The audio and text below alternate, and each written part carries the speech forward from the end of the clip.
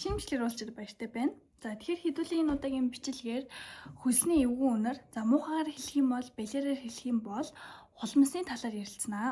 За тэгээ ярилцлагатай ер нь бол маш олон хүмүүс янз янзын хөлс дарагчтай эсвэл янз янзын арга туршиж үзсэн ч гэсэндээ стил ямар нэгэн байдлаар хөлрөнгүүд ингээ балиар өнөртэй тэрнээс амар санаа зовдөг угаад арилдаггүй.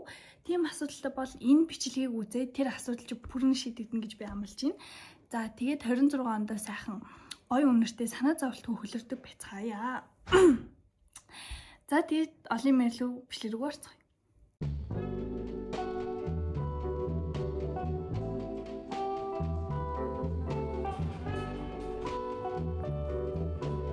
За энэ бичлэгийг хийх болсон шалтгаан юуны төрөнд гэх юм бол би ингээд нэг буудлыг бож байгаа.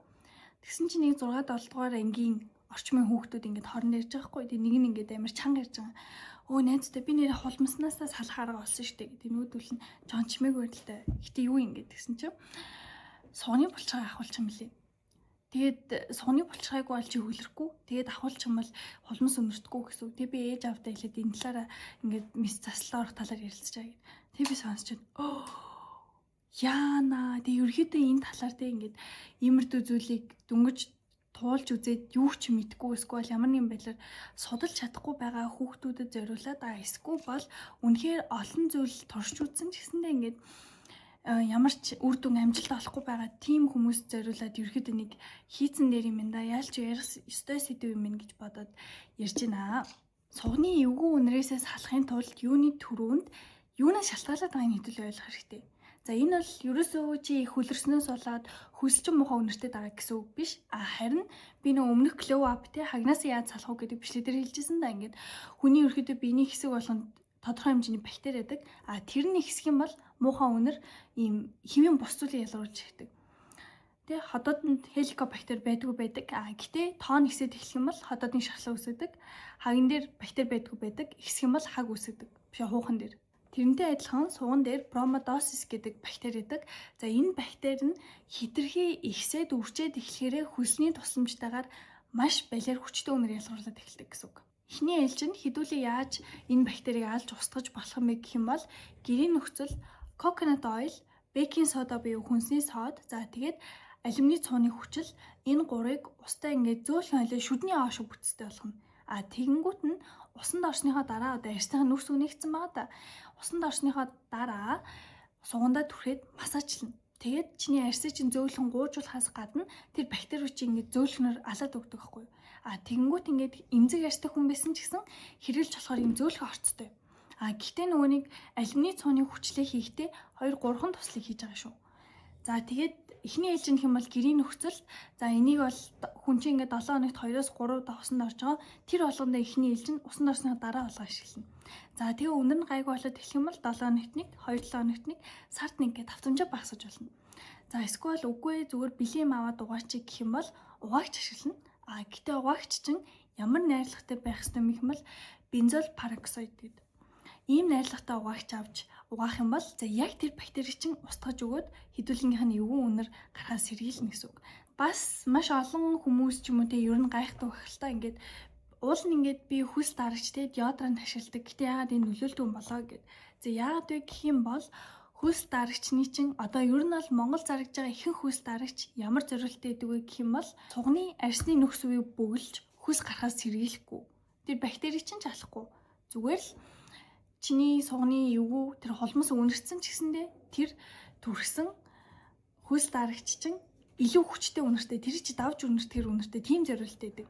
Тийм болохоор ямар нэгэн байдлаар за одоо яаралтай үе ч юм уу те ийм зүйлийг хэрглэж амжихгүй байх үедээ ямар хөлсний дарагч харах юм бэ гэх юм бол ийм найрлагатай байх юм бол тэр бактери чинь алхад тусалдаг ийм хэрэгтэй хөлс дарагч гэсэн үг шүү. Энэ найрлагуудыг сайн хараад аваарай. За тийм ийм найрлага байхгүй бол ер нь чи шал дэмий юмд мөнгө цагаа өрөөд яна сонин үнэрчүүдээ хөлөрчүүдээ гэж санаа зовоод яваад байгаа гэсэн үг ээ. За хамгийн сүүлд нь миний хувийн зүгээр санал болгох юм гэх юм бол энэ Perspirix гэдэг ийм нэртэй бүтээгдэхүүн байгаа. Энэ харагдаж байна уу? За энэ яа гэм бэ гэх юм бол энэ заяа бэлгээ зарагддаг. Нэг 30 мянга л гэдэг баха. Тэгээ дотроо 3 төрөлтэй байсан. Тэгээд энэ ногоон нь болохоор хамгийн зөөлхөн нь одоо эмзэг арьстай байсан ч хэрэгжилж болдог. За энэ ер нь бол деодорант шиг харагддаг ч гэсэндээ деодорант биш. Үйлчилгээ нь юу юм бэ гэх юм бол суганд байдаг бактериуд маань хөлөрчөөд хөлсөө тэр доор нь ингээ угаахгүй ч юм уу те эсвэл нэг 10-15 минутаар угаахгүй удаан хугацаанд байлгаал юм дулаахан чиглэг орчин байгаад хахаар тэр бактериуд идэх хоолтой үржих газартай болчих юм гэсэн. Тэгээд сайхан те хөлсөө идэл үржил ингээд ер нь бол холмостой болох эхлэлийг тавьдаг. Тэгэхээр энэ бүтээгдэхүүн маань тэр арсны чинь сугны арсны нүх сүвийг бөглөөд хөлс гарахгүй болгоно. Тэгээд хөлс гарахгүй ангууд тэр бактериуд чинь идэх хоолгүй өлсөж хүрдэг. Тэгэж тэр бактериуд өсгөж алдаг зориултай гэсэн үг. Тэгээ энийг хоёр янзаар хэрэглэдэг юм лээ. Нэг нь болохоор сугаа угаачаад тэгээ орой унтахтаа түрхээд тэгээд өглөө нь угаадаг. За эсвэл бол өглөө угаачаад бүтэн хатаасныхаа дараа түрхээд тэгээд орой нь угаадаг. Эхлээд 7 хоногт нэг 3-4 удаа ч юм уу те түрхэж байгаа. Дараа нь 2 удаа 1 удаа гэд угаасаа хөлсний чин бактериуд алга болоод ирэх үед сугнаас чи эвгүй үнэмэртгэ болно. Тэр үед хэрэглээгээ давтамжаа багасгаад явчихна. Тэгээ энэ бол надад амар үр дүнтэй санагдсан. За тэгээ энэ бүгдийг хэрэглэлч ямар нэгэн үр дүн гарахгүй байгаа бол хэдүүлээ амьдралын хэм маягийг хараад үзэх хэрэгтэй. Ямар нэгэн байдлаар арх тамхи хэрэглэдэг те эсвэл бол тостой шарсан урсан халуун ногоотой хоол иддэг бол дотроосоо энэ зүйлсийг чинь өөгшүүлээд идэг. Тийм болохоор хэдүүлээс амьдралынхаа эрүүл хэм маягийг анзаараад нойрсон авах нь стресс багтай тийм байж ч гаднаасаа иймэрдүү бүтээгдэхүүнүүд хэрэглэж муухай үнэргүй байх нэ. Миний хувьд хэм бол энийг ерөөсөө сурчлаагүй.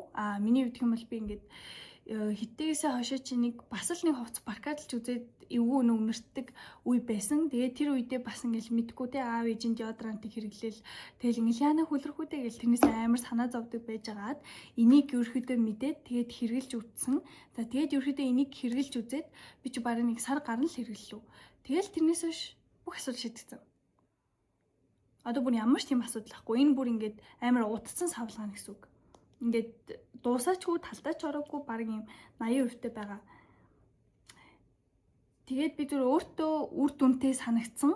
Бас маш олон хүнд үр дүнтэй байсан болохоор итгэлтэйгээр санал болгож байгаа шүү.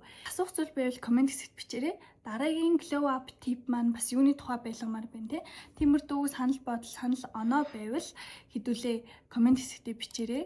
Өсвөр насндаа орж байгаа охтууд дүүнер хамаатныхаа найзуудаа ч юм уу те дүүнертаа хэрэг болно гэж бодж ивэл энэ бичлэгийг шеэрлээд үзүүлээрэй. Ер нь бол өсвөр наснд орж байгаа охин болгон тодорхой хэмжээнд хэрэгтэй байх гэж бодож байна. Тэгээд хэдүүлээ иймэрдүү асуудлаас санаа зовоод нуух биш харин ч ингээд итгэж болох хүмүүстэйгээ ярилцаад хамгийн хурднаар гарц гаргалгаа шийдэх нь зөв шүү.